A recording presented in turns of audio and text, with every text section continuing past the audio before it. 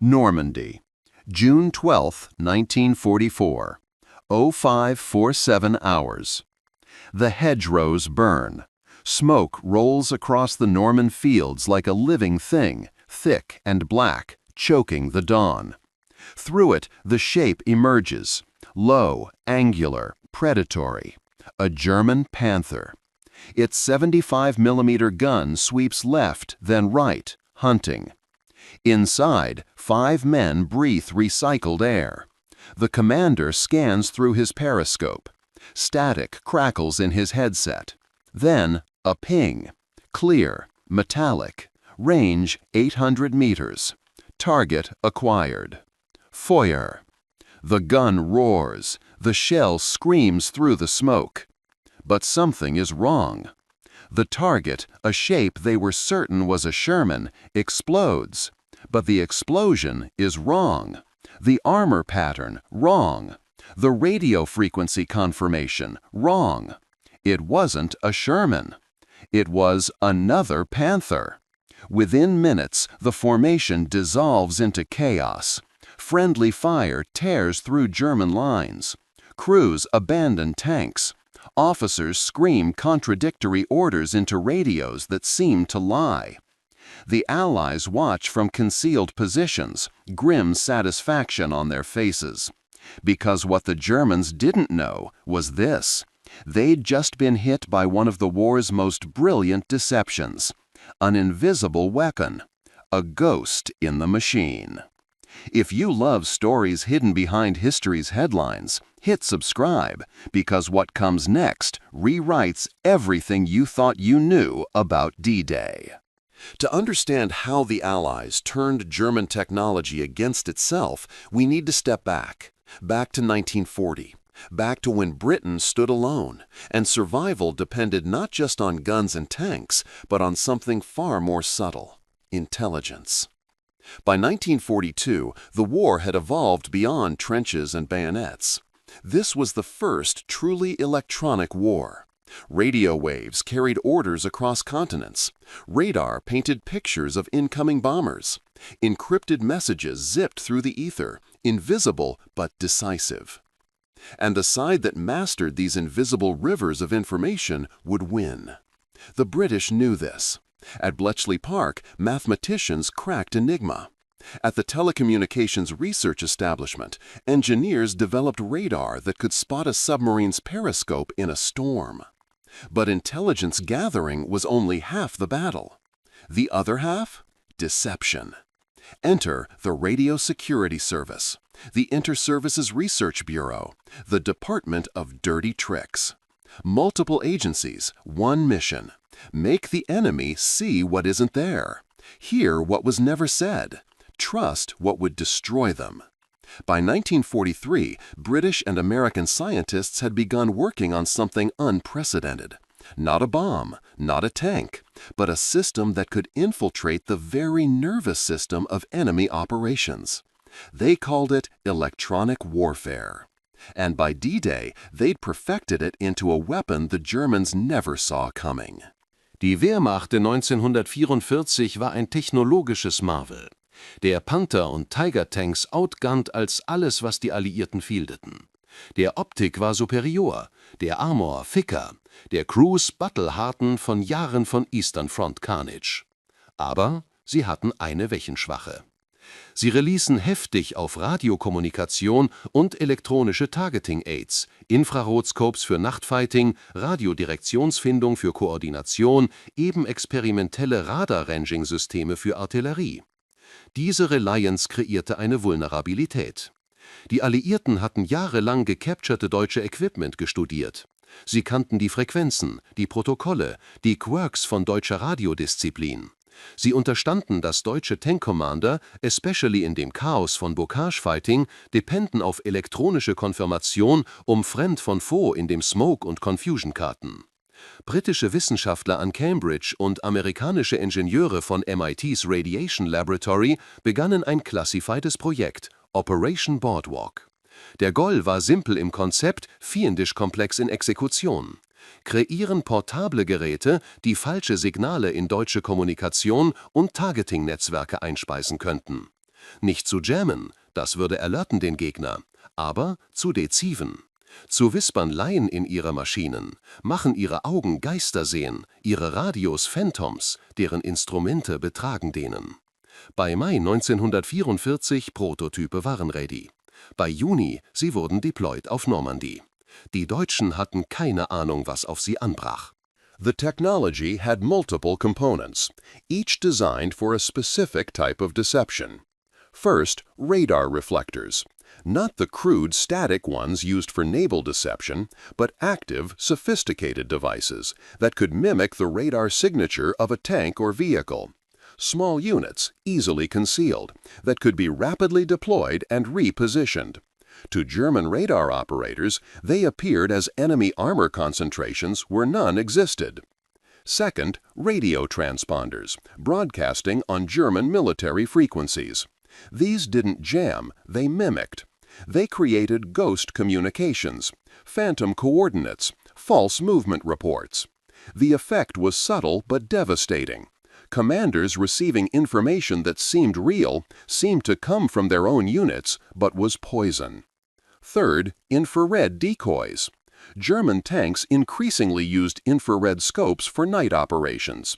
The Allies developed heat signature simulators, devices that glowed in infrared spectrum like engine exhaust, creating false targets in the darkness. Fourth, and most insidious, IFF manipulation. Identification friend or foe systems existed primarily for aircraft, but the principle was expanding to ground operations. The Allies had cracked these codes. They could broadcast signals that registered as friendly to German receivers, or more dangerously, make actual German units appear hostile to each other. The stage was set. The weapons were ready. Now they needed the perfect battlefield. The Normandy-Bocage was a defender's dream and an attacker's nightmare. Ancient hedgerows, thick as fortress walls, carved the landscape into a maze of small fields. Visibility, 50 meters on a good day. In smoke and morning fog, 10 meters, maybe less. For tank warfare, it was hell. Commanders couldn't see their flanks. Coordination was nearly impossible. Radio communication became the only lifeline, and that made the German tanks vulnerable in ways they'd never been on the open steppes of Russia. The Allied plan for the breakout from the beaches required defeating German armor concentrations around key towns: Villers-Bocage, Caen, Saint-Lô. Every intelligence report confirmed what everyone feared. German Panthers and Tigers outnumbered and outgunned the Shermans. Head-to-head, the Allies would lose. So, they wouldn't fight head-to-head. On June 10th, specialized electronic warfare units moved into position. Engineers from Signals Intelligence carrying equipment most soldiers didn't know existed. They set up in abandoned farmhouses, in hedgerows, in church steeples. They waited. When German armor columns moved to counterattack the beachhead, they'd be moving through an invisible web, an electromagnetic trap. And when it sprung, the confusion would be unlike anything the Wehrmacht had experienced. The Ghost War was about to begin. June 11th. Near Villers-Bocage. The British 7th Armored Division, the famed Desert Rats, pushed inland. Intelligence suggested light resistance. They were wrong. Waiting in the village, Michael Wittmann, Germany's top tank ace, commanding a Tiger I. With him, a company of Panthers. What followed should have been a massacre. Wittmann's Tiger destroyed the lead British column with surgical precision. Tank after tank erupted in flames. The British fell back in disarray. By all military logic, the German counterattack should have continued, should have rolled back the Allied advance. But it didn't. Because as Wittmann's company spread out to pursue, something strange began happening. Radio communications became garbled. Commanders reported conflicting positions. A Panther crew swore they'd spotted enemy armor to their east, but that was where friendly units were positioned. In the smoke and chaos, with visibility near zero, electronic confirmation became everything. And the electronic signals were lying. One crew, acting on radar data that showed hostile contacts, fired on what their instruments identified as an enemy tank. The target's IFF transponder was broadcasting the wrong code. The signature matched Allied armor. It wasn't. The shell struck a German supply vehicle. That single moment of confusion, multiplied across the battlefield, began to fracture German coordination. The invisible war was working. The Allied electronic warfare teams worked in shifts, around the clock. Their equipment was primitive by modern standards: vacuum tubes, analog circuits, hand-cranked generators. But in the hands of trained operators, these devices became instruments of chaos. The technique was called spoofing. A German tank commander would radio his position. The Allied intercept station would catch the transmission, record the voice signature, and minutes later broadcast a message in that same voice, with that same call sign, reporting false enemy positions. Small lies, believable lies. Enemy armor spotted, grid reference 421337. There was no armor at 421337, but there was another German unit. When shells started landing, both units assumed they were under attack. Return fire was automatic. Discipline eroded. Trust shattered. Meanwhile, the radar reflectors created phantom tank battalions. German reconnaissance planes reported massive armor concentrations that didn't exist. Artillery barrages pounded empty fields. Resources were wasted on ghosts. The infrared decoys worked especially well at night. German tank crews, scanning through their sophisticated Nachtjäger infrared scopes, saw heat signatures everywhere. They reported British positions, called in coordinates, and fired. Often at nothing, sometimes at each other. The psychological effect was profound. Exhaustion set in, paranoia spread. When everything might be a trick, how do you trust any intelligence? The German armor advantage was neutralizing itself. By June 15th, German commanders were reporting inexplicable difficulties. Panzer Lehr Division, elite mechanized infantry supported by Panthers, was supposed to mount a coordinated counterattack near Tilly-sur-Seulles. The attack fell apart before it began. Units arrived at wrong coordinates. Radio orders contradicted written commands. Tank companies reported being fired upon by friendly forces. The confusion was so complete that some officers suspected sabotage, that resistance fighters had infiltrated their communications. They were half right. The infiltration wasn't human. It was electronic. What the Germans couldn't see: Allied direction-finding teams pinpointing every transmission, creating detailed maps of German unit positions and communication networks, then feeding that information to the spoofing teams. The more the Germans communicated, the more vulnerable they became. Some German officers, veterans of the Eastern Front, had never experienced anything like this. In Russia, the enemy was brutal but straightforward. Here, the enemy was invisible. Fights broke out between crews. Officers threatened subordinates who questioned orders. The 12th SS Panzer Division reported an entire company temporarily combat ineffective, not from Allied action, but from internal confusion and accidental friendly fire. The weapon wasn't destroying German tanks. It was destroying German cohesion. And cohesion in modern war was everything. The Allies didn't rely on electronic warfare alone. They coordinated it with physical deception. Dummy tanks, inflatable Shermans that from the air or through smoke looked real, were positioned near active radar reflectors. German observers would spot the decoys, radar would confirm armor signatures, and suddenly Allied force estimates would double. Artillery would rain down on decoys while real Allied tanks maneuvered untouched. Smoke generators ran constantly, reducing visibility to near zero. In that fog, electronic signals became the primary means of navigation and targeting. And those signals were poisoned. British intelligence had another advantage, ultra. The decrypted German communications allowed them to read actual orders, then craft electronic deceptions that aligned with German expectations.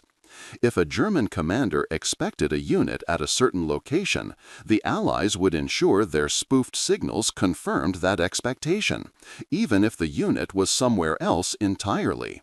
The deception was layered, sophisticated, and relentless.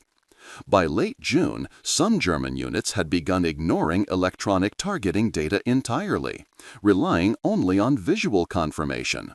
But in the Bocage, with its limited sightlines and constant smoke, visual confirmation was often impossible. They were forced to trust their instruments, and their instruments had been compromised. The trap had closed. Now came the hammer blow. Operation Epsom, June 26, 1944. The British launched a major offensive to capture Caen. German armor reserves moved to block them, Panthers, Tigers, and the elite 2nd SS Panzer Corps, fresh from the Eastern Front. This should have been the decisive German counterpunch. It wasn't. As German armor concentrated, Allied electronic warfare reached its peak intensity. Multiple spoofing stations operated simultaneously. Radar reflectors created phantom tank armies. Radio traffic exploded with false reports, contradictory orders, and mimicked German officer voices. The 9th SS Panzer Division reported being under attack from 3 different directions. Their instruments confirmed enemy contacts all around them. They formed defensive positions, fired at radar signatures that disappeared, and burned through precious ammunition on ghosts. Meanwhile, actual Allied armor maneuvered around them. One Panther crew, surrounded by electronic chaos, reported that their IFF system was identifying other Panthers as enemy units. The crew commander, seasoned and skeptical, ignored the instruments and held fire. Other crews weren't so cautious. Post-war analysis would reveal that during Epsom, German armored units suffered more casualties from friendly fire and communication breakdown than from direct Allied action in several engagements. The invisible weapon had achieved its purpose, but the cost and the truth would remain classified for decades. The full extent of Allied electronic deception wasn't a single dramatic moment. It was cumulative, erosive, devastating. By July 1944, German effectiveness in Normandy had collapsed, not from lack of courage or equipment. The Wehrmacht fought with characteristic ferocity, but from an inability to coordinate, trust communications, or effectively mass armor. British interrogators noticed something strange in POW reports. Tank commanders described paranoia, confusion, a sense that their own equipment had become unreliable. Some reported firing on targets their instruments identified as hostile, only to discover they'd hit friendly forces. The psychological damage was immense. One captured panzer officer told interrogators, "We felt like we were fighting ghosts. Our radios lied to us. Our eyes deceived us. We didn't know who was where." That was the revelation. The Allies had weaponized uncertainty. In modern military theory, this would be called disrupting the OODA loop: observe, orient, decide, act. By corrupting the observe and orient phases with false data, the Allies made it nearly impossible for German commanders to make effective decisions. The tanks were still deadly, the crews still skilled, but they were fighting blind and deaf in an electromagnetic fog of Allied creation. And in modern war, that was a death sentence. The secret was so closely held that even most Allied soldiers didn't know it existed. The electronic warfare units operated under covers as signals maintenance or communication repair. Their equipment was disguised. Their reports were classified beyond top secret. Even Field Marshal Montgomery didn't know all the details. Why the secrecy? Because if the Germans discovered the deception and adapted, the advantage would evaporate. Worse, they might use similar tactics against Allied forces. Only a handful of scientists and intelligence officers understood the full scope of Operation Boardwalk and its related programs. Among them, R.V. Jones, Britain's chief scientific intelligence officer, and key figures from America's OSS. They knew they'd created something unprecedented, not just a tactical advantage, but a new form of warfare. The technology was primitive, the effects limited to specific conditions, and the coordination required was immense. But the principle was proven. You could win battles not by destroying the enemy, but by destroying their ability to perceive reality accurately. Years later, this would evolve into electronic warfare doctrines that define modern combat. Jamming, spoofing, cyber operations, all descendants of those first experiments in the hedgerows of Normandy. But in 1944, it was revolutionary. And it remained classified for the next 40 years. There's a footnote in the official British history of D-Day operations. It mentions specialized electronic countermeasures and signals intelligence operations in 3 brief paragraphs. No details, no specifics. That footnote represents thousands of hours of scientific work, millions in research funding, and a weapon that helped turn the tide in Normandy. But here's the truth that makes this story even more complex. The impact was real, but the legend grew larger than the reality. Electronic warfare in 1944 was primitive. The ghost box, as described in rumors, was more myth than machine. There was no single device that made tanks shoot themselves. What existed was a sophisticated, coordinated program of deception using multiple technologies: radar spoofing, radio mimicry, infrared decoys, and psychological operations that created confusion in specific, limited engagements. Did it contribute to friendly fire incidents among German forces? Yes. Did it create operational chaos? Absolutely. Did it win the war? No. Allied numerical superiority, air dominance, and German strategic errors were far more decisive. But did it matter? Did it save lives? Did it help crack open Fortress Europe? Yes. In warfare, every advantage counts. And in June 1944, the Allies had an advantage the Germans couldn't see, couldn't fight, and couldn't understand. Until it was too late. After the war, the scientists returned to universities. The equipment was dismantled or repurposed. The reports were sealed in archives. But the knowledge remained. The Soviet Union, interrogating German officers and capturing equipment, learned about Allied electronic capabilities. They began their own programs. The Americans and British, recognizing the potential, continued developing electronic warfare technology. By the 1950s, it was standard military doctrine. By the 1960s, Vietnam saw sophisticated jamming and spoofing operations. By the 1990s, Desert Storm was won partly through electromagnetic dominance. Today, every military force on Earth has electronic warfare units. The electromagnetic spectrum is as contested as land, sea, and air. But it started in Normandy, in hedgerows and farmhouses, with vacuum tube radios and hand-cranked generators. The cost of this innovation is difficult to quantify. How many lives were saved by shortening engagements? How many casualties resulted from the chaos? The answer exists only in classified archives, if it exists at all. What we do know, the nature of warfare changed in those summer weeks of 1944. Killing the enemy became less important than confusing them. Destroying weapons became less valuable than corrupting information. The battlefield became as much about perception as about firepower. And war would never be the same. In 2003, 60 years after Normandy, a small museum in Britain displayed a curious piece of equipment, a radio transponder from 1944 labeled simply as Signals Unit Type 7. Most visitors walked past it. Those who stopped learned it was used for communications during the D-Day operations. That was all the placard said.